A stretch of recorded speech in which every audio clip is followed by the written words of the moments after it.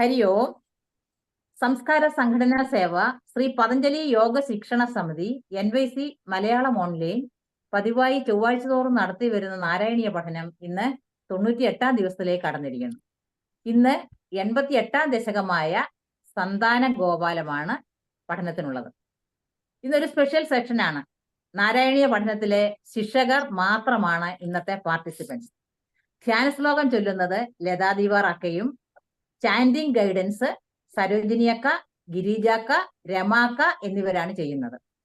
12 ശ്ലോകങ്ങളാണ് ഈ ദശകത്തിലുള്ളത്. ഓരോരുത്തരും 4 ശ്ലോകങ്ങൾ വീതം ഗൈഡ് ചെയ്യുന്നു. ചാൻഡിങ് റെപ്പറ്റീഷൻ നടത്തുന്നത് സുകുമാരിയക്ക, ബിനിയക്ക, പ്രഭാക്ക എന്നിവരാണ്. എക്സ്പ്ലനേഷൻ 4 ശ്ലോകങ്ങൾ വീതം സിന്ധു അനന്തക്ക, ജ്യോതിയക്ക, ഗംഗാക്ക എന്നിവരാണ് ചെയ്യുന്നത്. ബായ്ക്കപ്പിൽ രത്നവല്ലിയക്കയുമുണ്ട്. അപ്പോൾ ഇത് വലിയൊരു ദശകമാണ്. അതുകൊണ്ട് തന്നെ കുറെ സമയം വേണ്ടിവരും. ഇത് 1 മണിക്കൂറിനകം നമ്മൾ ചെയ്തു തീർക്കേണ്ട ഒരു പരിപാടി ആയതുകൊണ്ട് എക്സ്പ്ലനേഷനൊക്കെ വളരെ കുറവായിരിക്കും. എക്സ്പ്ലനേഷൻ ഒന്നും അതിന് പേര് പറയാൻ പറ്റില്ല. അതേപോലെ വളരെ ചുരുക്കിയായിരിക്കും ഇത് ചെയ്യുക. അപ്പൊ ഇതിലെ എല്ലാവരെയും ആദരപൂർവ്വം സ്നേഹപൂർവ്വം സ്വാഗതം ചെയ്യുന്നു. ഇന്നിവിടെ സന്നിഹിതരായിരിക്കുന്ന എല്ലാ ശ്രോതാക്കളെയും ആദരപൂർവ്വം സ്വാഗതം ചെയ്യുന്നു. ധ്യാന ശ്ലോകത്തിനായി ലതാ ദിവാകരക്കെ സ്നേഹപൂർവ്വം ക്ഷണിക്കുന്നു. ഹരിയും ലതാ ദിവാകരക്ക. ഹരിയമക്ക. ഗജാനന പദ്മാർക്കം ഗജാനന മഹർനിശം അനേകദന്തം ഭക്താനാം ഏകദന്തമുപാസ്മഹേ. ശ്രീ മഹാഗണപതയേ നമഃ. മോക്ഷാബ്ദിസാരതര ഭാഗവതാത്മധത്നോ നാരായണീയ നവനീതമഹോ ഗൃഹീത്വാ മായാമയോപരിതപ്തജനായ യോധാ നാരായണ അവനിസുരായ നമോസ്തു തസ്മൈ. ശ്രീ ഗുരുവേ നമഃ. സരസ്വതീ നമസ്തുഭ്യം വരദേ കാമരൂപിണി വിദ്യാരംഭം കരിഷ്യാമി സിദ്ധിർഭവതു മേ സദാ. ശ്രീ മഹാസരസ്വത്യേ നമഃ. ശ്രീകൃഷ്ണ ഗോവിന്ദ ഹരേ മുരാരേ ശ്രീനാഥ നാരായണ വാസുദേവ. ശ്രീകൃഷ്ണ ഗോവിന്ദ ഹരേ മുരാരേ ശ്രീനാഥ നാരായണ വാസുദേവ. ശ്രീകൃഷ്ണ ഗോവിന്ദ ഹരേ മുരാരേ ശ്രീനാഥ നാരായണ വാസുദേവ. സർവത്ര ഗോവിന്ദ നാമ സങ്കീർത്തനം. ഗോവിന്ദ ഗോവിന്ദ. ഹരിയും ലതാക്ക വളരെ നന്നായിരുന്നു. ഇനി അടുത്തതായി ചാൻഡിങ് ഗൈഡൻസും റെപ്പറ്റീഷനുമാണ് ശ്ലോകങ്ങളുടെ. 4 ശ്ലോകങ്ങളുടെ ഗൈഡൻസിനായി സരോജിനി അക്കയെയും അതിന്റെ റെപ്പറ്റീഷനായി സുകുമാരി അക്കയെയും സ്നേഹപൂർവ്വം ക്ഷണിക്കുന്നു. ഹരിയോ ഹരിയോ ഹരിയോ.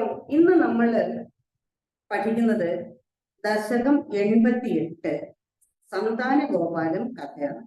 സന്താന ഗോപാലം കഥ ഭാഗവതം ദശമസ്കന്ധത്തിൽ പ്രതിപാദിച്ചിരിക്കുന്ന ഒരു കഥയാണ്. ഈ ഒരു ദശകത്തിന് മെയിനായിട്ടും സന്താന ഗോപാലം കഥയാണ് കൂടുതൽ. പിന്നെ ഏകാദശ സ്കന്ധത്തിലെ കുറച്ച് വസുദേവ നാരദ സംവാദം കുറിച്ച് ഇതിനകത്ത് സൂചിപ്പിക്കുന്നുണ്ട്. എന്തായാലും നമുക്ക് സന്താന ഗോപാലം കഥ നമുക്ക് എല്ലാവർക്കും അറിയാവുന്ന കഥയാണ്.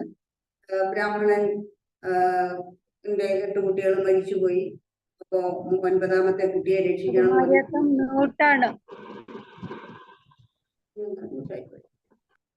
8ാമത്തെ കുട്ടിയെ രക്ഷിക്കണം, 9ാമത്തെ കുട്ടിയെ രക്ഷിക്കണം എന്ന് പറഞ്ഞ് കൃഷ്ണന്റെ അടുത്ത് ചെന്നു. കൃഷ്ണൻ ശരി എന്ന് പറഞ്ഞു, ഒക്കെ കൊള്ളാന്ന് പറഞ്ഞു. പക്ഷെ 9ാമത്തെ കുട്ടിയും മരിച്ചു പോകുന്നു. അപ്പോ പിന്നെ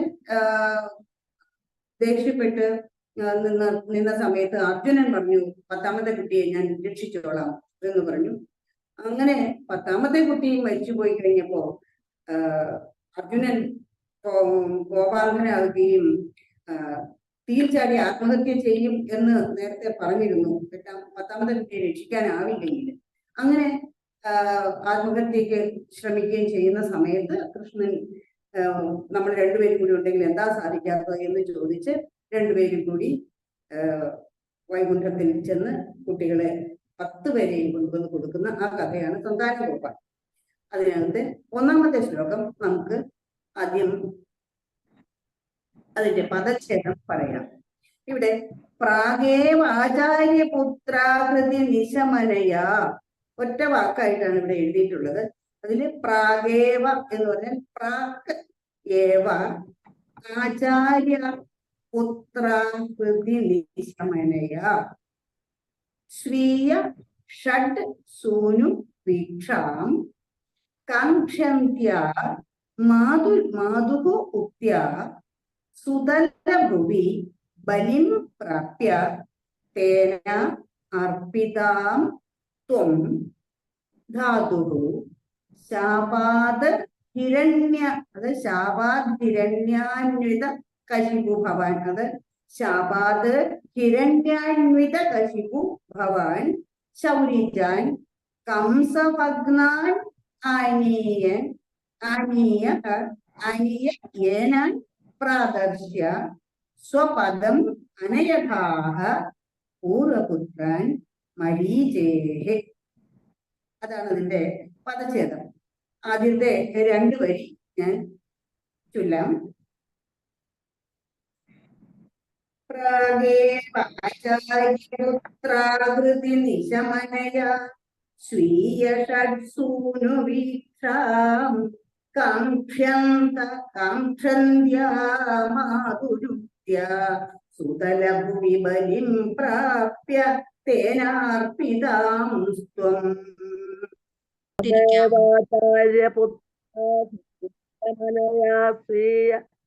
ഷഡ്സൂനു വീക്ഷാം കാംക്ഷന്ത്യാ മാതുരുക്ത്യ സുതലഭുവി ബലിം പ്രാപ്യ തേനാർച്ചിതസ്ത്വം.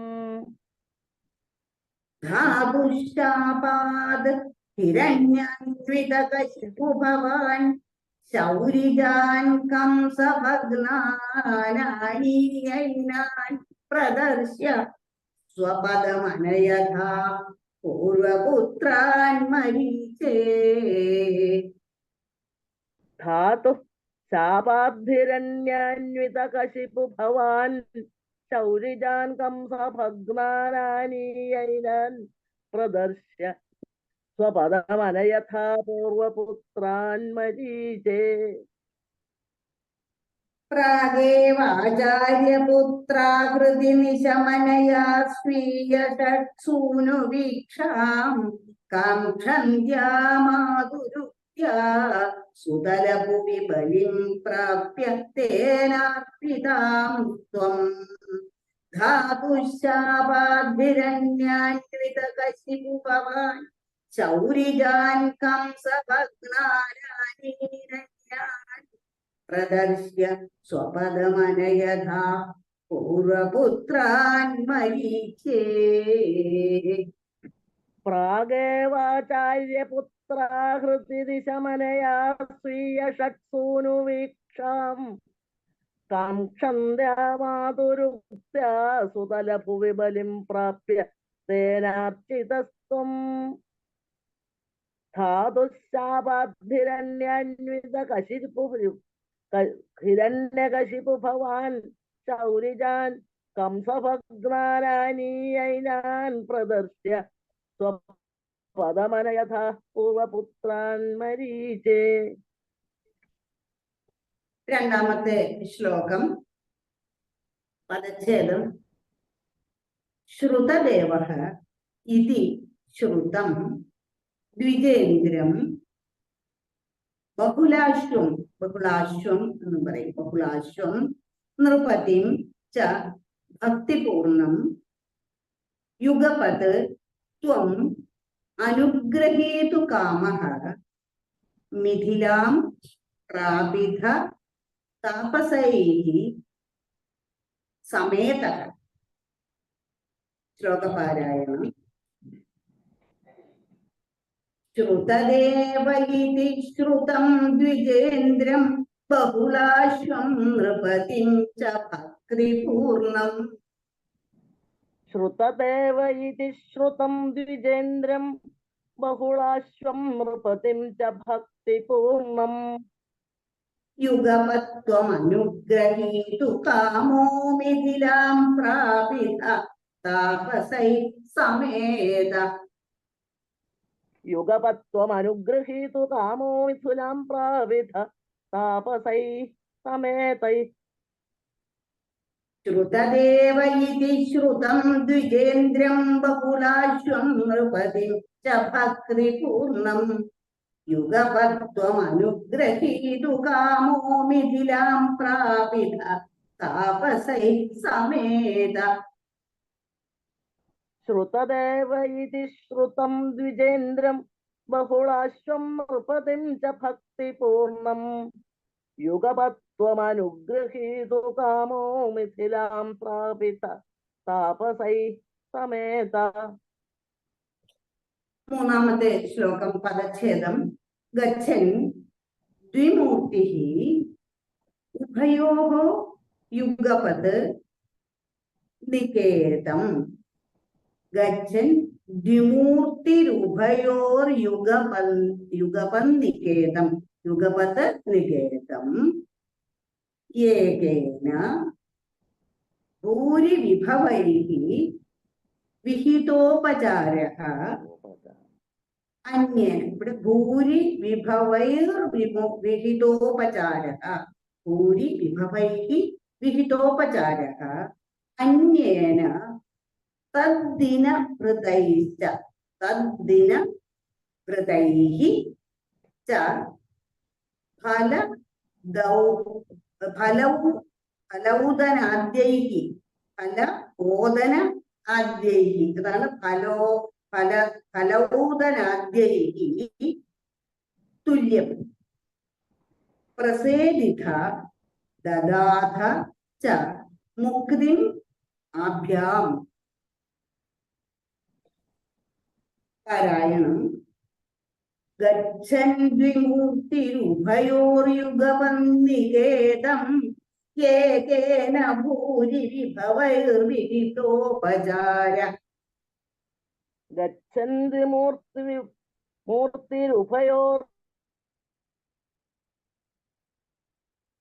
യുഗപന്നികേതമേകേന ഭൂരി വിഹിതോപചാര. അന്യേന തദ്ദിന ഭൃതൈശ്ച ഫലൗദനാദ്യൈസ്തുല്യം പ്രസേദിത ദദാഥ ച മുക്തിമാഭ്യാം. അന്യേന തദ്ദിന ഭുതൈശ്ച ഫലൗദനന്യേ തുല്യം പ്രസേദിത ദദാഥ ച മുക്തിമാഭ്യാം. ഗച്ഛൻ ദ്വിമൂർത്തിരുഭയോർയുഗപന്നികേതമേകേന ഭൂരിവിഭവൈർവിഹിതോപചാര. അന്യേന തദ്ദിന ഭൃതൈശ്ച ഫലൗദനാദ്യൈസ്തുല്യം പ്രസേദിത ദദാഥ ച മുക്തിമാഭ്യാം. ഗച്ഛന്തി മൂർത്തിരുഭയോർയുഗപന്നികേതമേകേന ഭൂരിവിഭവൈർവിഹിതോപചാര. അന്യേന തദ്ദിന ഹൃദൈശ്ച ഫലൗദനാദ്യൈസ്തുല്യം പ്രസേദിത ദദാഥ ച മുക്തിമാഭ്യാം. അടുത്തത് നാലാമത്തെ ശ്ലോകം. ഭൂയഃ ഭൂയോധ എന്നത് ഭൂയഃ അധ ദ്വാരവത്യാം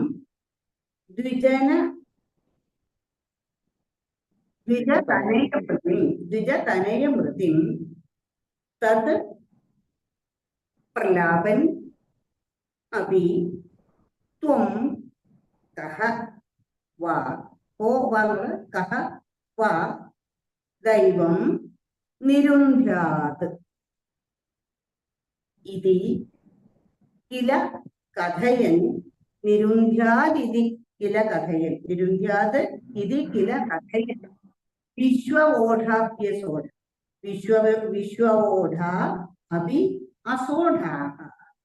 ജിഷ്ണോഃ ഗർവം വിനേതും ത്വയി മനുജധിയാ കുണ്ഠിതാം ച അസ്യ ബുദ്ധിം തത്വാരൂഢാം വിധാതും പരമത പദപ്രേക്ഷണേന ഇതി മന്യേ. ശ്ലോകപാരായണം. ഭൂയോധദ്വാരവത്യാം ദ്വിജതനയമൃതിം തത്പ്രലാപാനപി ത്വം കോ വാ ദൈവം നിരുന്ധ്യാദികിലകഥയൻ വിശ്വവോഢാപ്യസോഢാഃ. ഭൂയോധദ്വാരവത്യാം നിജതനയമൃതിം തത്പ്രലാപാനപി ത്വം കോ വാ ദൈവം നിരുന്ധ്യാദിതി കില കഥയൻ വിശ്വവോഢാപ്യസോഢാഃ. ജിഷ്ണോർഗർവം വിനേതും ത്വയി മനുജധിയാം ചാസ്യ ബുദ്ധിം തത്വാരൂഢാം വിധാതും പരമതമപദപ്രേക്ഷണേനേതി മന്യേ. ജിഷ്ണോർഗർവം വിനേതും ത്വയി മനുജധിയാ കുണ്ഠിതാം ചാസ്യ ബുദ്ധിം തത്വാരൂഢാം വിധാതും പരമതമപദപ്രേക്ഷണേനേതി മന്യേ. ഭൂയോധദ്വാരവത്യാം ദ്വിജതനയമൃതിം തത്പ്രലാപാനപി ത്വം കോ വാ ദൈവം നിരുന്ധ്യാദിതി കിലകഥയൻ വിശ്വവോഢാപ്യസോഢാഃ. ജിഷ്ണോർഗർവം വിനേതും ത്വയി മനുജധിയാം ചാസ്യ ബുദ്ധിം തത്വാരൂഢാം വിധാതും പരമതമപദപ്രേക്ഷണേനേതി മന്യേ. ഭൂയോധദ്വാരവത്യാം ദ്വിജതനയമൃതിം തത്പ്രലാപാനപി ത്വം കോ വാ ദൈവം നിരുന്ധ്യാദിതി കില കഥയൻ വിശ്വവോഢോപ്യസോഢാഃ. ജിഷ്ണോർഗർവം വിനേതും ത്വയി മനുജധിയാ കുണ്ഠിതാം ചാസ്യ ബുദ്ധിം തത്വാരൂഢാം വിധാതും പരമതമപദപ്രേക്ഷണേനേതി മന്യേ. ഹരി ഓം അക്ക. അടുത്തതായി 4 ശ്ലോകങ്ങളുടെ ഗൈഡൻസിനായി ഗിരിജാക്കയെയും റെപ്പറ്റേഷനായി ബിനിയക്കയെയും സ്നേഹപൂർവ്വം ക്ഷണിക്കുന്നു. ഹരി ഓം ഗിരിജാക്ക. ഹരി ഓം.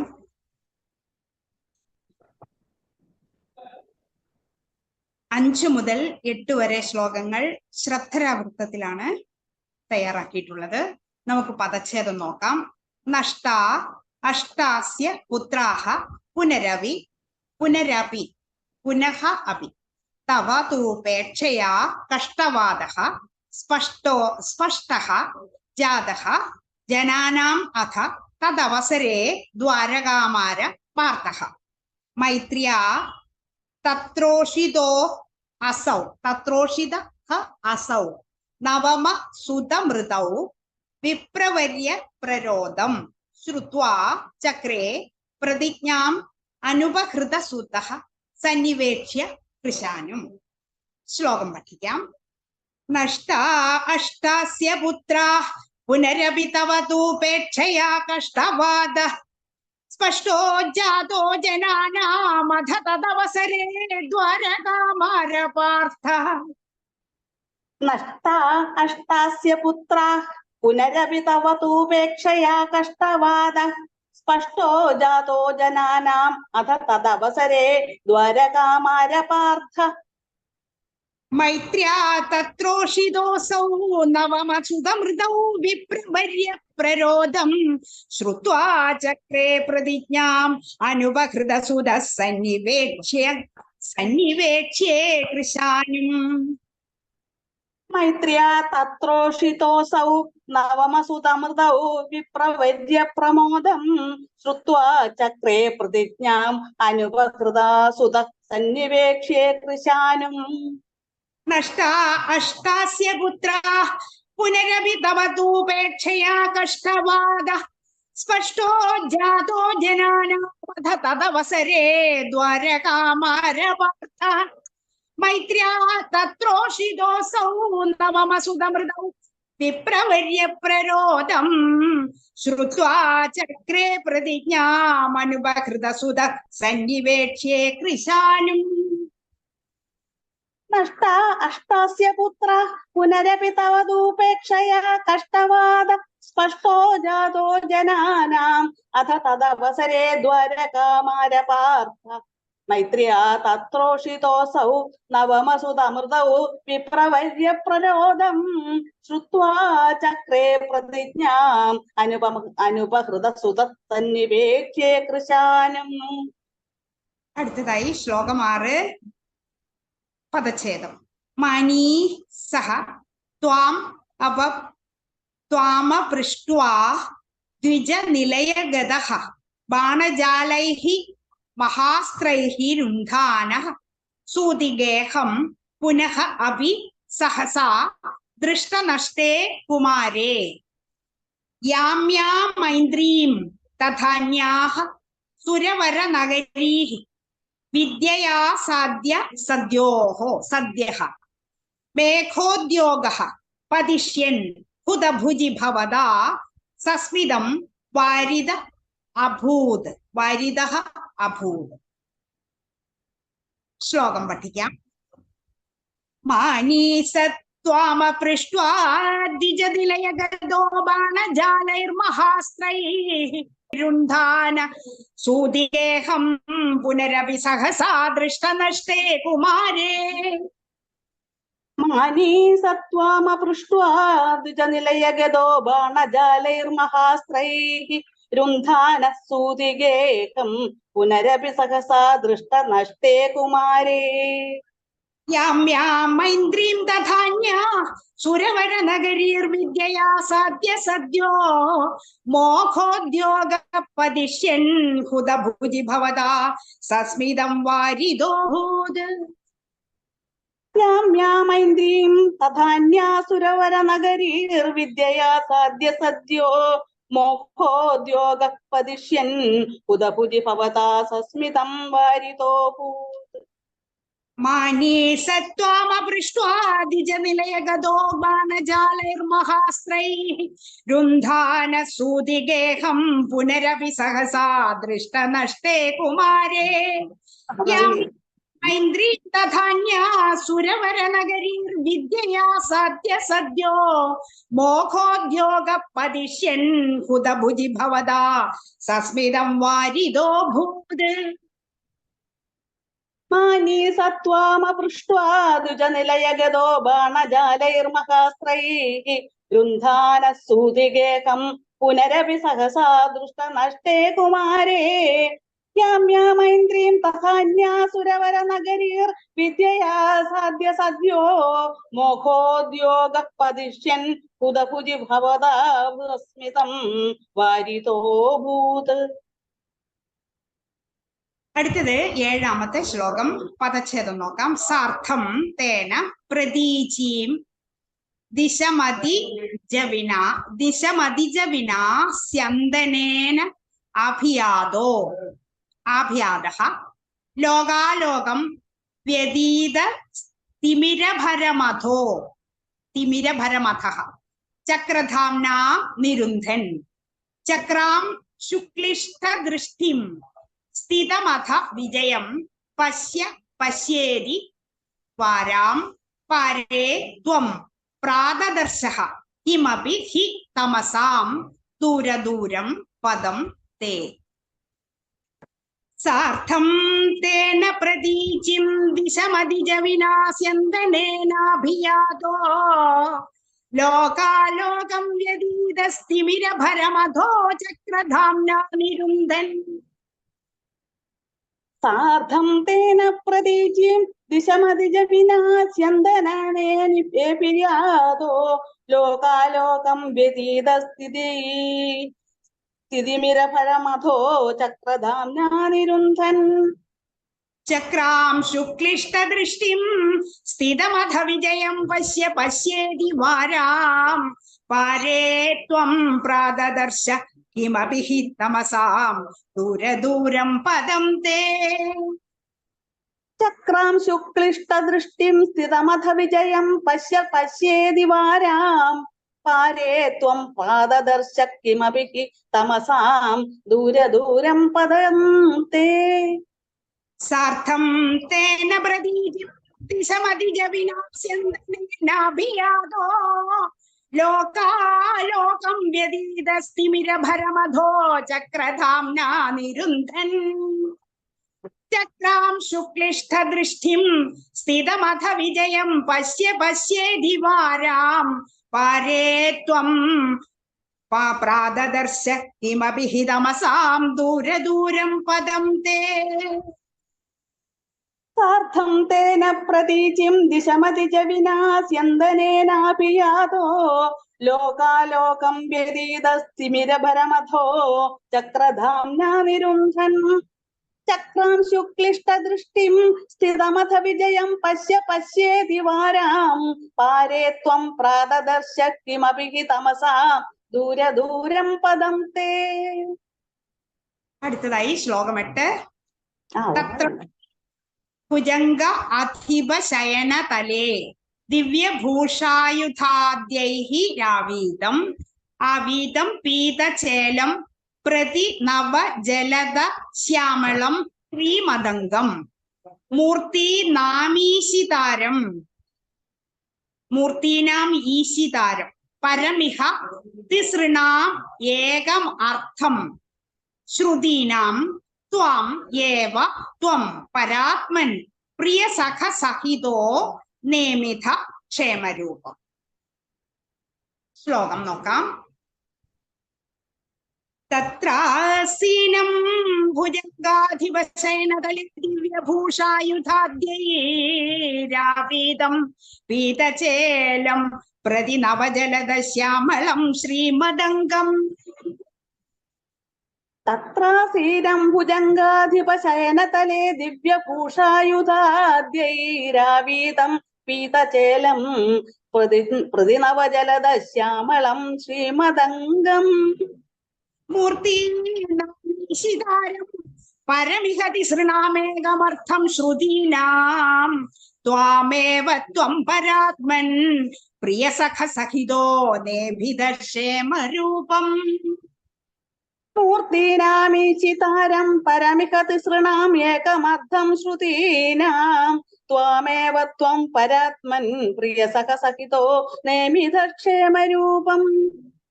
തത്രാസീനം ഭുജംഗാധിപശയനതലേ ദിവ്യഭൂഷായുധാദ്യൈരാവീതം പീതചേലം പ്രതി നവജലദ ശ്യാമളം ശ്രീമദംഗം മൂർത്തീനാമീശിതാരം പരമിഹ തിസൃണാമേകമർത്ഥം ശ്രുതീനാം ത്വാമേവ ത്വം പരാത്മൻ പ്രിയസഖ സഖിതോ നേമിഥ ക്ഷേമരൂപം. തത്രാസീനം ഭുജംഗാധിപശയനതലേ ദിവ്യഭൂഷായുധാദ്യൈരാവീതം പീതചേലം പ്രതി നവജലദ ശ്യാമളം ശ്രീമദംഗം മൂർത്തീനാമീശിതാരം പരമിഹ തിസൃണാമേകമർത്ഥം ശ്രുതീനാം ത്വാമേവ ത്വം പരാത്മൻ പ്രിയസഖ സഹിതോ നേമിധക്ഷേമരൂപം. ഹരിയോം ഗിരിജാക്ക. അടുത്തതായി ലാസ്റ്റ് 4 ശ്ലോകങ്ങളുടെ ചാൻഡിങ് ഗൈഡൻസിനായി രമാക്കയെയും അതിന്റെ റെപ്പറ്റീഷനായി പ്രഭാക്കയെയും സ്നേഹപൂർവ്വം ക്ഷണിക്കുന്നു. ഹരിയോം രമാക്ക. ഹരി ഓം. ഓം നമോ ഭഗവതേ വാസുദേവായ. ശ്ലോകം 9 പദച്ഛേദം. യുവാം മാം ഏവ ദ്വൗ അധിക വിവൃതാന്തഃ ഹിതതയാ വിഭിന്നൗ സന്ത്രഷ്ടും സ്വയം അഹം മഹാർഷം ദ്വിജസുതാൻ നയേതം ദ്രാഗ് ഏതാൻ ഇതി ഖലു വിതീർണാൻ പുനരമൂൻ ദ്വിജായാദ് ആയാദാഹ പ്രണുത മഹിമാ പാണ്ഡുജനുഷ. യുവാം മാമേവ ദ്വാവധിക വിവൃതാന്തർഹിതതയാ വിഭിന്നൗ സന്ത്രഷ്ടും സ്വയമഹമഹാർഷം ദ്വിജസുതാൻ. युवामामेवद्वावधिगविवृधान्तर्हिततया विभिन्नौ सन्दृष्टं स्वयमहमहर्षं द्विजसुधान् नयेतं द्रागेतान् इति खलु वितीर्णान् पुनरमून् द्विजायादायादाः प्रणुदमहिमा पाण्डुजनुषा नयेदं द्रागेधान् इति खलु विधीर्णान् पुनरमून् द्विजायादायादा प्रणुदमहिमा पाण्डुजनुषा युवां माम् एव द्वावधिगविवृतान्तर्हिततया विभिन्नौ सन्द्रष्टुं स्वयमहमहर्षं द्विजसुतान् नयेदं द्रागेतान् इति खलु वितीर्णान् पुनरमून् द्विजायादायादाः प्रणुदमहिमा पाण्डुजनुषा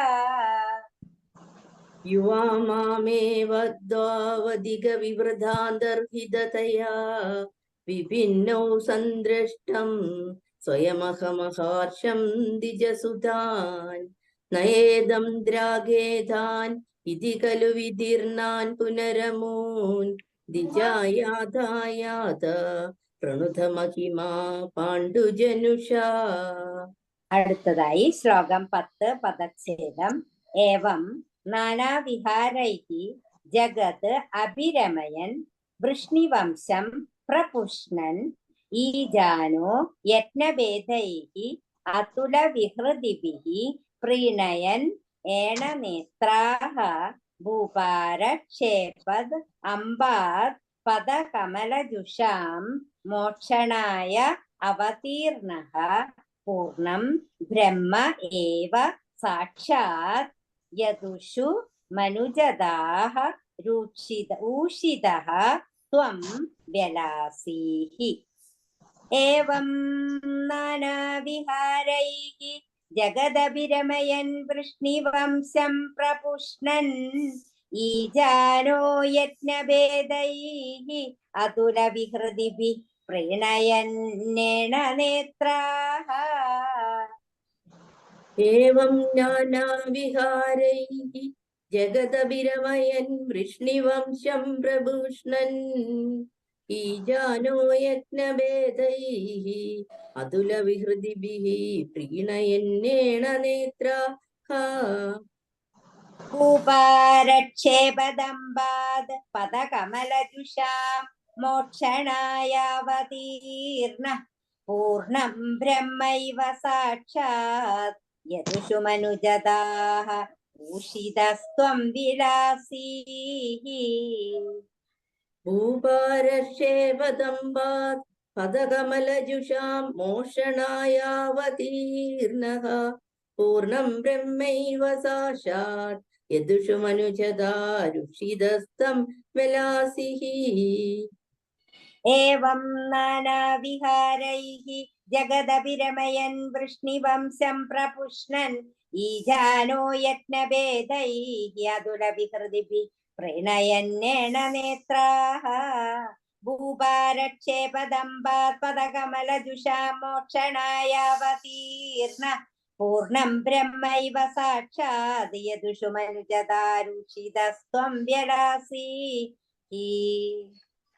ഏവം നാനാവിഹാരൈഃ ജഗദഭിരമയൻ വൃഷ്ണിവംശം പ്രപുഷ്ണൻ ഈജാനോ യജ്ഞഭേദൈഃ അതുലവിഹൃതിഭിഃ പ്രീണയന്നേണ നേത്രാഃ ഭൂപാരക്ഷേപദംബാത് പദകമലജുഷാം മോക്ഷണായാവതീർണഃ പൂർണം ബ്രഹ്മൈവ സാക്ഷാത് യദുഷു മനുജദാ രുഷിതസ്തം വിലാസിഃ.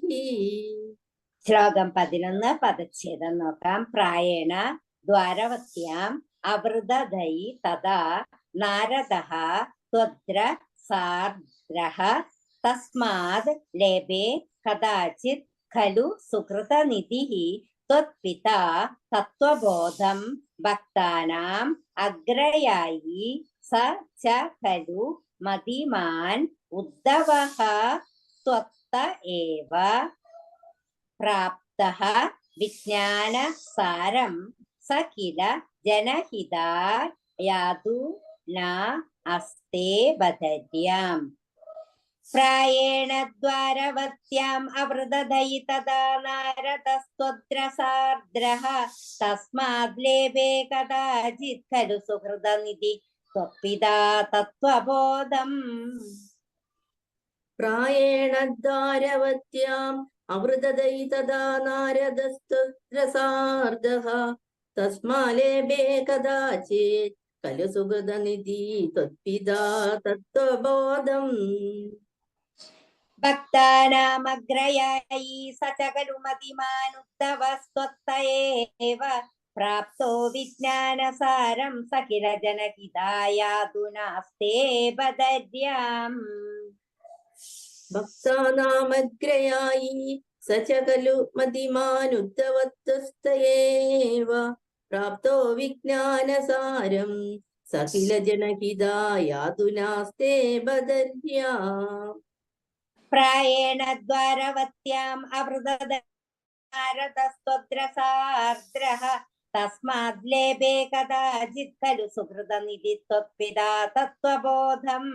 भक्तानामग्रयायी स च खलु मतिमानुद्धवस्त्वत्त एव प्राप्तो विज्ञानसारं स किल जनहितायातुनास्ते बदर्याम् प्रायेण द्वारवत्यामवृदधयि तदा नारदस्त्वद्रसार्धः तस्मालेभे कदाचित् खलु सुहृदनिधि त्वत्पिता तत्त्वबोधम् भक्तानामग्रयायी स च खलु मतिमानुद्धवत्तस्त एव प्राप्तो विज्ञानसारं स किल जनहितायातुनास्ते बदर्याम् ശ്ലോകം 12 പദച്ഛേദം നോക്കാം. സഹ അയം കൃഷ്ണാവതാരഃ ജയതി തവ വിഭോ യത്ര സൗഹാർദ്ദഭീതി സ്നേഹ ദ്വേഷ അനുരാഗ പ്രഭൃതിഭിഃ അതുലൈഃ അശ്രമൈഃ യോഗഭേദൈഃ ആർത്തിം തീർത്വാ സമസ്താം അമൃതപദം അഗുഃ സർവദഃ സർവലോകാഃ സ ത്വം വിശ്വാർത്തിശാന്ത്യൈഃ പവനപുരപതേ ഭക്തിപൂർത്യൈ ച ഭൂയാഃ. സോയം കൃഷ്ണാവതാരോ ജയതി തവ വിഭോ യത്ര സൗഹാർദ്ദഭീതി സ്നേഹദ്വേഷാനുരാഗ പ്രഭൃതിഭിരതുലൈഃ അശ്രമൈര്യോഗഭേദൈഃ. सोऽयं कृष्णावतारो जयति तव विभो यत्र सौहार्दभीति स्नेहद्वेषानुराग प्रभृतिभिरतुलैः अक्रमैरोगभेदैः ആർത്തിം തീർത്വാ സമസ്താം അമൃതപദമഗുഃ സർവദഃ സർവലോകാഃ സത്വം വിശ്വാർത്തിശാന്ത്യൈ പവനപുരപദേ ഭക്തിപൂർത്യൈ ച ഭൂയാഃ. ആർത്തിം തീർത്താ സമസ്താം അമൃതപദമഗു സർവദഃ സർവലോകാഃ സത്വം വിശ്വാർത്തിശാന്തേ പവനപുരപദേ ഭക്തിപൂർത്തൈ ച ഭൂയാഃ. സോയം കൃഷ്ണാവതാരോ ജയതി തവ വിഭോ യത്ര സൗഹാർദ്ദഭീതി സ്നേഹദ്വേഷാനുരാഗ പ്രഭൃതിഭിരതുലൈഃ അശ്രമൈഃ യോഗഭേദൈഃ ആർത്തിം തീർത്വാ സമസ്താം അമൃതപദമഗുഃ സർവദഃ സർവലോകാഃ സത്വം വിശ്വാർത്തിശാന്ത്യൈ പവനപുരപദേ ഭക്തിപൂർത്യൈ ച ഭൂയാഃ. सोऽयं कृष्णावतारो जयति तव विभो यत्र सौहार्दभीति स्नेहद्वेषानुराग प्रभृतिभिरतुलैः अश्रमैरोगभेदैः आर्तिं तीर्त्वा समस्ताम् अमृतपदमगुः सर्वदः सर्वलोकाः सत्वं विश्वार्तिशान्ते पवनपुरपदे भक्तिपूर्तै च भूयाः. ഹരി ഓം. സർവത്ര ഇന്നത്തെ ഗോവിന്ദനാമ സങ്കീർത്തനം. ഗോവിന്ദ ഗോവിന്ദ. അടുത്തതായി വ്യാഖ്യാനം ശ്രവിക്കാം. ഹരി ഓം. അടുത്തതായി ഇതിന്റെ എല്ലാം വ്യാഖ്യാനമാണ്. 12 ശ്ലോകങ്ങളാണുള്ളത്. വളരെ കൂടുതലുണ്ട്. പക്ഷെങ്കിൽ നമ്മള് വളരെ ചുരുക്കി ഈ ശ്ലോകങ്ങളുടെ വ്യാഖ്യാനം പറയണമെന്ന് ഞാൻ ഈ 3 പേരോടും ഞാൻ അപേക്ഷിക്കുകയാണ്. സിന്ധുവക്ക, ജ്യോതിയക്ക, ഗംഗാക്ക. നമുക്ക് സമയപരിധിയുണ്ട്. നമുക്ക് മറ്റൊരിക്കൽ നമുക്ക് കൂടുതൽ വിവരണങ്ങൾ ഇതിന്റെ തന്നെ പറയാം. ഇതില് വളരെ കുറച്ച് മാത്രം പറയുക. ആദ്യമായി ഞാൻ സിന്ധുവക്കയെ ക്ഷണിക്കുന്നു. ഓരോരുത്തരും ബാക്കി. ഹരിയോ. ഹരിയോമക. 88ാമത്തെ ദശകം. ഈ ദശകത്തിൽ ഒരുപാട് കഥകൾ പറയാനുണ്ട്. ഈ ഒരു ദശകത്തോടു കൂടി ശ്രീകൃഷ്ണ അവതാര മഹത്വം അല്ലെങ്കിൽ ശ്രീകൃഷ്ണ ലീലകളും സമാപിക്കുന്നു എന്ന് പറയാം. ഇതിൽ ആദ്യത്തെ ശ്ലോകത്തിൽ ആദ്യത്തെ കഥ പറയുന്നത് സാന്ദീപനി മഹർഷിയുടെ മരിച്ചുപോയ ഗുരുപുത്രനെ ഭഗവാൻ തിരിച്ചു കൊണ്ടുവന്ന കഥ കേട്ടപ്പോൾ ദേവകിക്ക് തന്റെ 6 മക്കളെ, അതായത് കംസൻ വധിച്ച തന്റെ മക്കളെ കാണണം എന്നൊരു ആഗ്രഹമുണ്ടായി. ആദ്യത്തെ മന്വന്തരത്തിൽ മരീചി മഹർഷിക്ക് ഊർണ എന്ന സ്ത്രീയിൽ ജനിച്ച 6 പുത്രന്മാർ, അതാണ് പൂർവപുത്രാം മരീചേ എന്നാണ് പറഞ്ഞിരിക്കുന്നത്. അപ്പോ അങ്ങനെ ആ ഊർണ എന്ന സ്ത്രീയിൽ ജനിച്ച 6 പുത്രന്മാർ ഒരിക്കൽ ബ്രഹ്മാവ് സരസ്വതി ദേവിയെ പ്രാപിക്കാൻ ഒരുങ്ങിയപ്പോൾ അത് കണ്ട് അത്യധികം ചിരിച്ചതിനാൽ ബ്രഹ്മാവ് ഇവരെ ശപിച്ചു. ആ ശാപത്താൽ അവർ ഹിരണ്യകശിപുവിന്റെ മക്കളായിട്ട് അസുരയോനിയിൽ ജനിച്ചു. പിന്നീട് അവർ വസുദേവരുടെ മക്കളായിട്ട് ജനിക്കുകയും കംസനാൽ വധിക്കപ്പെടുകയും ചെയ്തു. അവരുടെ പാപകർമ്മത്തിന്റെ ഫലം വളരെ കുറവായതുകൊണ്ട് തന്നെ ജനിച്ച ഉടനെ അവർ മരിച്ചു. നമുക്ക് പൊതുവെ പറയാറുണ്ട്, ജനിച്ച ഉടനെ കുട്ടികൾ മരിക്കുമ്പോൾ വലിയൊരു ദുരന്തമായിട്ടാണ് പറയുന്നത്. പക്ഷെ യഥാർത്ഥത്തിൽ അതൊരു ആ കുട്ടികളുടെ ഭാഗ്യമാണ് എന്നാണ് പുരാണങ്ങൾ പറയുന്നത്. കാരണം അവരുടെ കർമ്മഫലം ഭൂമിയിൽ ഒന്ന് വന്നു പോവാനുള്ള ഒരു ചെറിയ ദോഷം അത്രയേ ഉള്ളൂ എന്നത് തന്നെ. അപ്പോൾ അങ്ങനെ അമ്മയുടെ പ്രാർത്ഥന കേട്ടിട്ട്, അതാണ് ആചാര്യ പുത്രാകൃതി നിശമനയാ. അപ്പൊ അങ്ങനെയുള്ള പ്രാർത്ഥന കേട്ടിട്ട് ഭഗവാൻ സുതലത്തിൽ മഹാബലിയുടെ അടുത്ത് ചെന്ന് ഈ കഥകളൊക്കെ പറയുകയും അത് കേട്ടിട്ട് മഹാബലി ആ 6 കുട്ടികളെ ഭഗവാന് സമർപ്പിക്കുകയും അവരെ കൂട്ടി ഭഗവാൻ അമ്മയുടെ അടുത്തേക്ക് എത്തുകയും ചെയ്തു. അങ്ങനെ ദേവകിക്ക് വളരെയധികം സന്തോഷമായി. ഒരു ദിവസം കഴിഞ്ഞു. അവരുടെ ശാപകാലം തീർന്നതിനാൽ അവർക്ക് വൈകുണ്ഠ ലോകത്തേക്ക് പോവാൻ സമയമായി എന്നതുകൊണ്ട് അവരെ പറഞ്ഞയച്ചു. 2ാമത്തെ ശ്ലോകം. മിഥില രാജ്യത്ത് ജീവിച്ചു വന്ന തന്റെ 2 ഭക്തന്മാരെ അനുഗ്രഹിച്ച കഥ. അതാണ് അടുത്ത 2 ശ്ലോകത്തിലായി പറയുന്നത്. ഭഗവാൻ തന്റെ ഭക്തന്മാർ എവിടെയുണ്ടെങ്കിലും അവിടെ പോയി അവരുടെ അനന്യഭക്തിയെ കണ്ടെത്തി അനുഗ്രഹിക്കും എന്നതിന് ഒരു ഉത്തമ ഉദാഹരണമാണ് ഈ കഥ. ഭഗവാന്റെ അനുഗ്രഹം കൊണ്ട് മാത്രം ജീവിച്ച ഒരു ഭക്തനായിരുന്നു ശ്രുതദേവൻ എന്ന ദരിദ്രനായ ഒരു ബ്രാഹ്മണ ശ്രേഷ്ഠൻ. സുദാമാവിനെ പോലെ എന്നൊക്കെ പറയാം. അതേ മിഥില രാജ്യത്തെ രാജാവായിരുന്നു വളരെ ഭക്തിയുള്ള ബഹുലാശ്വർ. ഇവരെ അനുഗ്രഹിക്കാൻ വേണ്ടി ഭഗവാൻ നാരദാദി മഹർഷികളോടൊത്ത് വന്നു. തന്റെ യോഗമായ കൊണ്ട് തനിക്കും തന്റെ കൂടെയുള്ള എല്ലാവർക്കും 2 ശരീരം നൽകിയിട്ട്, അതായത് ഒരേ സമയം 2 ഭക്തന്മാരുടെ വീട്ടിലും എത്തിച്ചേർന്നു. അവരുടെ സ്വീകരണം ഏറ്റുവാങ്ങി എന്നാണ് പറയുന്നത്. ഇനി അടുത്തത് 3ാമത്തെ ശ്ലോകം. ഒരേ സമയം 2 ഭക്തന്മാരുടെ വീട്ടിലും എത്തിച്ചേർന്നു എന്ന് പറഞ്ഞല്ലോ. ഇതിൽ ഒരാൾ, അതായത് രാജാവായ ബഹുലാശ്വൻ ധാരാളം വിഭവങ്ങളാൽ ഭഗവാനെ സത്കരിച്ചു, പൂജിച്ചു. അതേസമയം ശ്രുതദേവൻ അന്ന് ശേഖരിച്ച ഫലങ്ങളും ചോറും കൊണ്ട് തന്നാലാവുന്ന വിധം സത്കരിച്ചു. അതേസമയം ഇവരെ രണ്ടുപേരെയും ഒരേപോലെ തുല്യമായിട്ട് ഭഗവാൻ പ്രസാദിച്ചു. മാത്രമല്ല 2 പേർക്കും മോക്ഷം നൽകുകയും ചെയ്തു. ഇവിടെ തനിക്ക് എന്ത് തന്നു എന്നല്ല, എങ്ങനെ സത്കരിച്ചു എന്നല്ല ഭഗവാൻ നോക്കിയത്. അനന്യഭക്തി, അത് മാത്രമാണ് ഭഗവാൻ നോക്കുന്നത്. അതിന് തന്നെയാണ് പ്രാധാന്യം എന്ന് സ്പഷ്ടമാക്കാൻ വേണ്ടിയാണ് ഈ ഒരു കഥ ഇവിടെ പറഞ്ഞത്. അടുത്തത് 4ാമത്തെ ശ്ലോകം. ഇനിയുള്ള 6 ശ്ലോകങ്ങൾ സന്താനഗോപാല കഥയാണ് വർണ്ണിക്കുന്നത്. ഒരു സമയത്ത് ദ്വാരകാപുരിയിൽ വീണ്ടും വീണ്ടും ഉണ്ടായ ബ്രാഹ്മണ കുമാര മരണവും അത് ഭഗവാനോട് പറഞ്ഞുകൊണ്ടുള്ള ബ്രാഹ്മണന്റെ കരച്ചിലും അർജുനൻ കണ്ടു. ഈ ലോകത്ത് നടക്കുന്ന കാര്യങ്ങൾ മുഴുവനും ഭഗവാൻ അറിയാം. എന്താണ് ഈ മരണത്തിന് പുറകിലുള്ള രഹസ്യം എന്നും ഭഗവാൻ അറിയാം. അങ്ങ് വിശ്വംഭരനാണ്. എന്നിട്ടും വളരെ ഉദാസീന ഭാവത്തിൽ പറയുന്നു, ദൈവം കഹ വാ നിരുന്ധ്യാത്. ദൈവം എന്നാൽ വിധി. നമുക്ക് വരാനുള്ള കർമ്മഫലത്തെ, ആ വിധിയെ ആർക്ക് തടയാൻ പറ്റും? എന്ന രീതിയിൽ, അതായത് എനിക്കൊന്നും അറിയില്ലേ, എനിക്കൊന്നും ചെയ്യാനില്ല എന്ന രീതിയിൽ അതൊക്കെ സഹിക്കാൻ വേണ്ടി ആ ബ്രാഹ്മണനെ ഉപദേശിക്കുന്നു. എന്നാൽ 8 പുത്രന്മാർ മരിച്ചിട്ട് 9ാമത്തെ കുഞ്ഞും മരിച്ചതിന് ശേഷം ഭഗവാനോട് പരാതി പറയുമ്പോൾ ആ ദ്വാരകയിൽ അർജുനനും ഉണ്ടായിരുന്നു. ഇത് കണ്ട അർജുനന്റെ ഉള്ളിൽ താൻ ഒരു വില്ലാളി വീരനാണ് എന്ന അഹങ്കാരം പൊങ്ങി വന്നു. ഇത് ഭഗവാനും അറിയാം. ഇത് എപ്പോഴൊക്കെ മനസ്സിൽ വരുന്നുവോ അപ്പോഴൊക്കെ ഭഗവാൻ അത് ഛേദിക്കാറുണ്ട്. അർജുനന് ഭഗവാന്റെ ഉദാസീന ഭാവം കണ്ട് ഒട്ടും സഹിച്ചില്ല. കാരണം ഒരു രാജ്യത്ത് ബ്രാഹ്മണന്മാർക്ക് ഏതെങ്കിലും രീതിയിൽ വിഷമങ്ങൾ വരുന്നത് ആ രാജ്യത്തെ രാജാവിന്റെ ദോഷമായിട്ടാണ് പറയപ്പെടുന്നത്.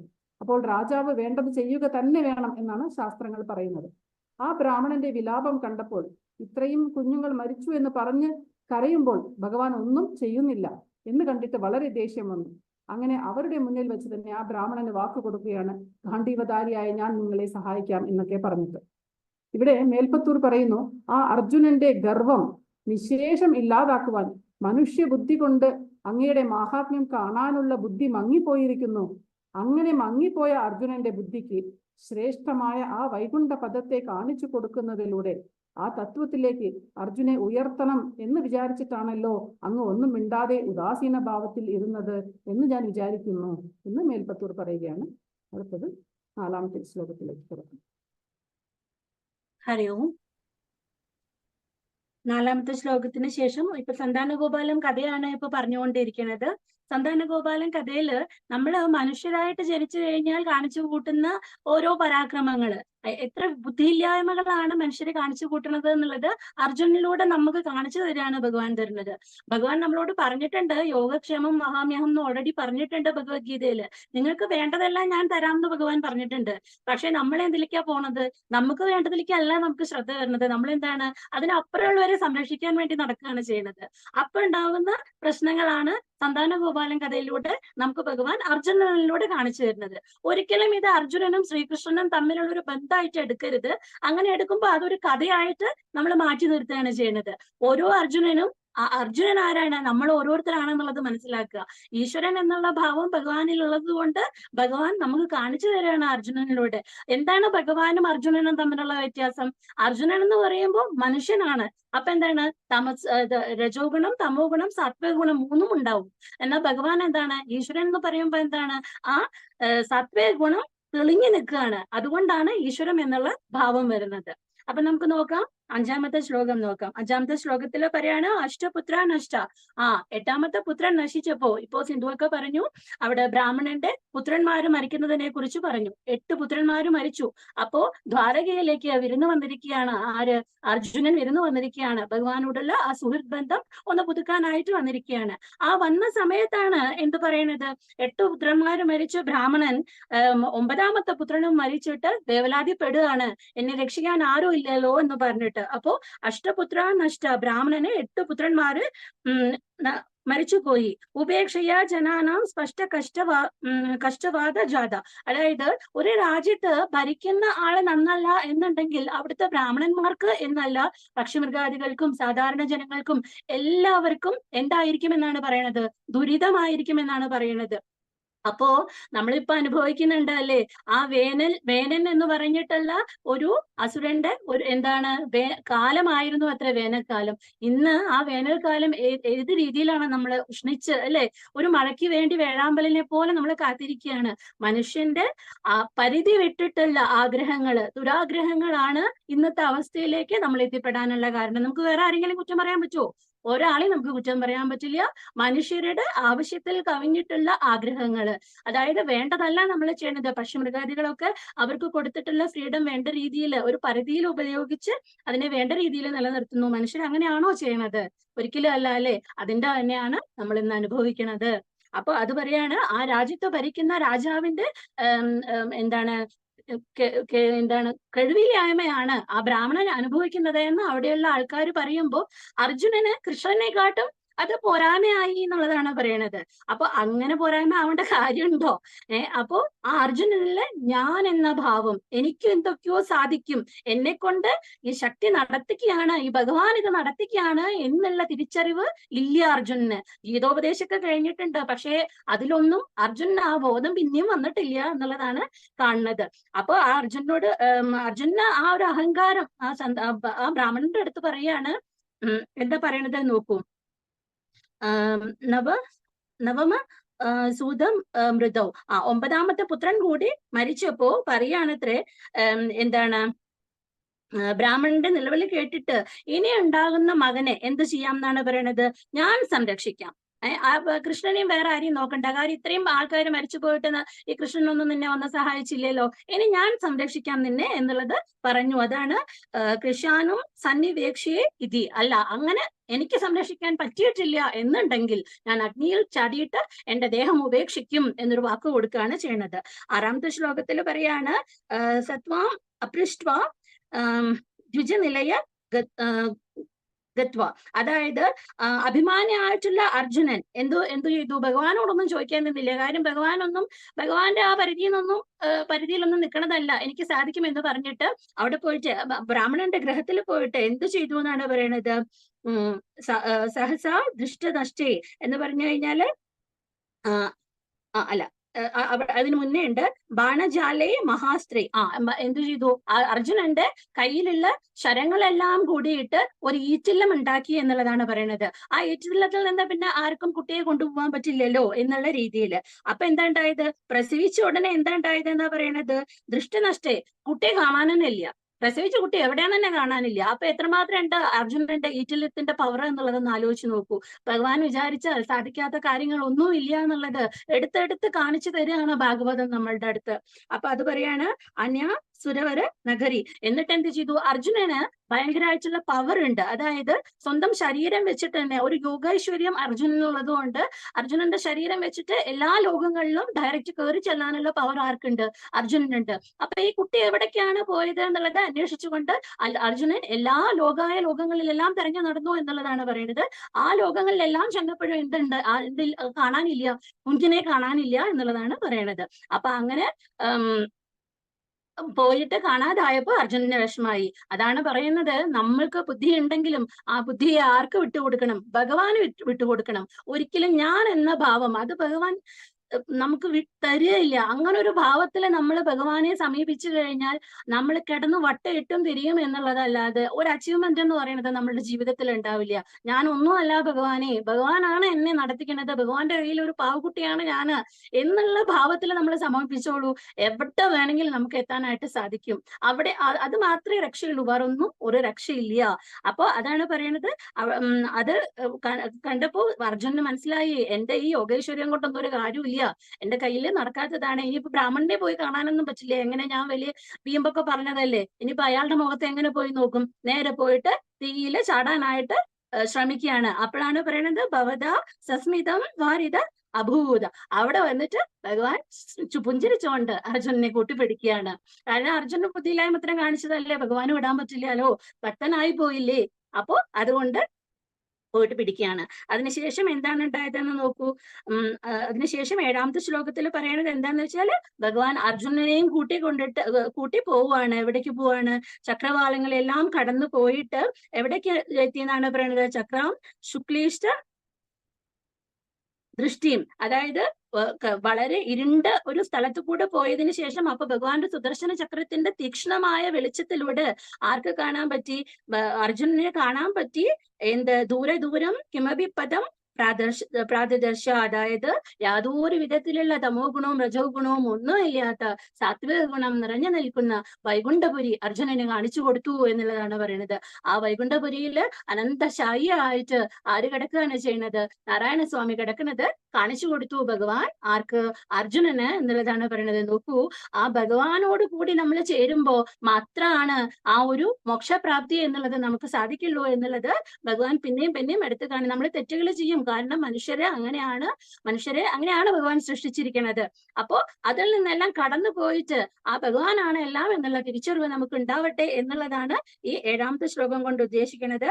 8ാമത്തെ ശ്ലോകത്തിൽ എന്താ പറയണത്? അവിടെ ചെന്നിട്ട് എന്താ കണ്ടതെന്നാ പറയണത്? ഹേ പരാത്മൻ, എന്താണ് കാണുന്നത്? ഭുജം ഗാദി പശയന തലേ, അതായത് ശേഷശായിയായിട്ടുള്ള അനന്തന്റെ മേലില് ദിവ്യഭൂഷ, അതായത് ദിവ്യഭൂഷായുധാധി, അതായത് എല്ലാ തരത്തിലുള്ള ആഭരണങ്ങളും അണിഞ്ഞിട്ട് പീത വസ്ത്രം ധരിച്ചിട്ട് മഞ്ഞ വസ്ത്രം ധരിച്ചിട്ട് എന്താണ് ജലശ്യാമളം, അതായത് കറുപ്പ് നിറത്തിലുള്ള കാർമേഘ നിറത്തിലുള്ള ഭഗവാന്റെ ആ നിറത്തിനെ വർണ്ണിച്ചിരിക്കുകയാണ്. ശ്രീമദ്ഗം ലക്ഷ്മി ദേവിയുടെ ഐശ്വര്യം എവിടെയാണുള്ളത്? ഭഗവാനിലാണല്ലോ ലക്ഷ്മി ദേവി കൊടുകൊള്ളുന്നത്. അപ്പോ അങ്ങനെയുള്ള ഐശ്വര്യത്തോട് കൂടിയിട്ടുള്ള ത്രിസൃണാം മൂർത്തിനാം, അതായത് ത്രിമൂർത്തികളുടെ അധിപനായിട്ടുള്ള ശ്രുതീനാം, എല്ലാ വേദങ്ങൾക്കും വേദ സത്തായിട്ടുള്ള ഭഗവാൻ. ഏകം അർത്ഥം ക്ഷേമരൂപം എന്ന് പറഞ്ഞിട്ടുണ്ടെങ്കിൽ അതിന്റെ പ്രതീകം ആരാണ്? സാക്ഷാൽ നാരായണനാണ്. ആ സാക്ഷാൽ നാരായണനെ ആരെ നമസ്കരിച്ചു എന്നാണ് പറയുന്നത്? അർജുനനും കൃഷ്ണനും നമസ്കരിച്ചു എന്ന് പറഞ്ഞിട്ട് 8ാമത്തെ ശ്ലോകം അവിടെ അവസാനിപ്പിച്ചിരിക്കുകയാണ്. സന്താന ഗോപാലത്തിന്റെ കണ്ടിന്യൂഷൻ 9th ശ്ലോകം മുതൽ ഗംഗാക്ക പറയും. ഹരിയോ ഹരിയോ. അങ്ങനെ 9ാമത്തെ ശ്ലോകത്തില് പറയണത് ഭഗവാൻ മഹാവിഷ്ണു അവിടെ നടക്കുന്ന കാര്യം, അതായത് ബ്രാഹ്മണൻ എങ്ങനെ കുഞ്ഞുങ്ങളെ നഷ്ടപ്പെട്ടു എന്നൊക്കെ ഉള്ള കാര്യം ഭഗവാൻ ഇവരോട് പറയണം. അപ്പൊ തന്റെ ഭക്തന്മാർക്ക് അഹങ്കാരം വരുന്നു എന്ന് തോന്നുന്ന നിമിഷം തന്നെ അതിനെ ഇല്ലാതാക്കാനായിട്ട് ഭഗവാൻ ഓരോരോ കാര്യങ്ങൾ ചെയ്യും. അതിന് ഉദാഹരണമാണ് ഈ ഒരു കഥ. അർജുനന് ഉള്ളില് എന്താ പറയാ ദിവ്യാസ്ത്രങ്ങള് ഗാന്ധീവൊക്കെ തനിക്കുണ്ട് എന്നൊക്കെ ഉള്ള ഒരു അഹങ്കാരം ഉണ്ടായിരുന്നു. അപ്പൊ അതിനെ പൂർണ്ണമായും ഇല്ലാതാക്കി അർജുനന്റെ മനസ്സില് താത്വികമായിട്ടുള്ള ഒരു വിദ്യ ഉണർത്തി വിടണമെന്ന് ഭഗവാന് ഉണ്ടായിരുന്നു. അതുകൊണ്ടാണ് ഇങ്ങനെ ഒരു രംഗം ഉണ്ടാക്കിയെടുത്തത്. അപ്പൊ ഈ ഒരു കഥയിലൂടെ ഭഗവാൻ അർജുനനെയും കൃഷ്ണനെയും വൈകുണ്ഠത്തിലേക്ക് എത്തിച്ചു. അപ്പൊ മഹാവിഷ്ണു പറഞ്ഞു, ഞാൻ തന്നെ ആയിരിക്കുന്ന നരനാരായണന്മാരായിരിക്കുന്ന നിങ്ങളെ നേരിട്ട് കാണണം എന്ന് എനിക്ക് ആഗ്രഹം ഉണ്ടായതുകൊണ്ടാണ് നിങ്ങളെ ഞാന് ആ ബ്രാഹ്മണന്റെ കുഞ്ഞുങ്ങളെ ഇവിടെ കൊണ്ടുവന്നത് ഞാൻ തന്നെയാണ്. എന്താ വെച്ചാ ആ കുഞ്ഞുങ്ങളെ അന്വേഷിച്ച് നിങ്ങൾ ഇങ്ങോട്ട് വരും. അപ്പൊ എനിക്ക് നിങ്ങളെ നേരിട്ട് കാണാൻ പറ്റും. അപ്പം നാരായണനായിരിക്കുന്ന ഈ ശ്രീകൃഷ്ണന് താൻ ആരാണെന്നുള്ള കാര്യം അറിയാം. എന്നാൽ നരനായിരിക്കുന്ന അർജുനനോ സത്വരജ തമോ ഗുണമുള്ള അന്ധകരണം എന്ന ഉപാധി ആ തത്വബോധത്തെ, താൻ ഈശ്വരനാണെന്ന ബോധത്തെ മറച്ചിരിക്കുകയാണ്. അപ്പൊ അതുകൊണ്ട് അർജുനന് താൻ ആരാണെന്ന് അറിയുന്നില്ല. അപ്പൊ നിങ്ങൾ രണ്ടുപേരെയും കാണാനാണ് ഞാനിവിടെ കൊണ്ടുവന്നത് എന്ന് പറഞ്ഞിട്ട് ആ 9 മക്കളിൽ അവരവരുടെ പ്രായത്തിനനുസരിച്ചുള്ള വയസ്സ് അതേ ഇതില് ഭഗവാൻ തിരിച്ചു കൊടുക്കുകയാണ്. അപ്പോഴാണ് അർജുനന് ഞാൻ ചെയ്തത് വിഡ്ഢിത്തായി എന്നുള്ള ആ ഒരു ബോധം വരും.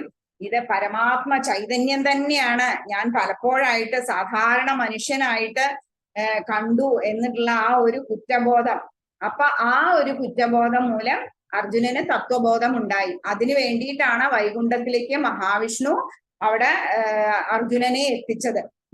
അങ്ങനെ തിരിച്ച് അവര് കുട്ടികളൊക്കെ ആയിട്ട് ദ്വാരകയിലേക്ക് വരും. ദ്വാരകയിലേക്ക് വരുമ്പോ എന്നിട്ട് ബ്രാഹ്മണന് കുട്ടികളെ തിരിച്ചു കൊടുക്കും. അപ്പൊ അങ്ങനെ അവരുടെ മഹത്വം ബ്രാഹ്മണനടക്കം എല്ലാരും മനസ്സിലാവും. അപ്പൊ ഭഗവാനെ ഇവരും തള്ളി പറഞ്ഞിട്ടുണ്ടായിരുന്നു. ഈ ബ്രാഹ്മണനടക്കം എല്ലാരും തള്ളി പറഞ്ഞിട്ടുണ്ടായിരുന്നു. അപ്പൊ ബ്രാഹ്മണനടക്കം എല്ലാവരും കൃഷ്ണ ഭഗവാന്റെ മഹത്വം മനസ്സിലാക്കി.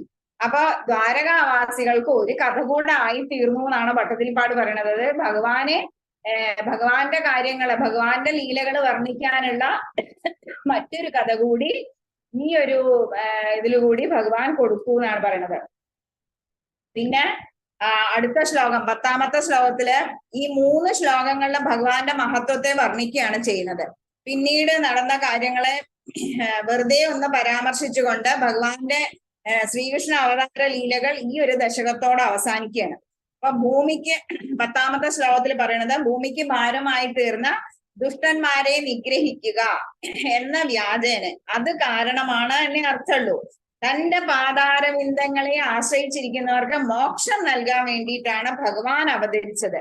ഈ പരിപൂർണ ബ്രഹ്മം തന്നെയാണ് അവിടുന്ന് കുറേ ലീലകള് ഈ ലോകത്തെ രമിപ്പിച്ചുകൊണ്ട്, അതായത് വൃഷ്ണി വംശത്തെ അഭിവൃദ്ധിപ്പെടുത്തി യാദവകുലത്തെ അഭിവൃദ്ധി കൊണ്ടും ആ അശ്വമേധാദി യജ്ഞങ്ങൾ അനുഷ്ഠിച്ചുകൊണ്ടും തന്റെ അതിമനോഹരമായിട്ടുള്ള ലീലകൾ സുന്ദരിമാരായ പത്നിമാരെ സന്തോഷിപ്പിച്ചു.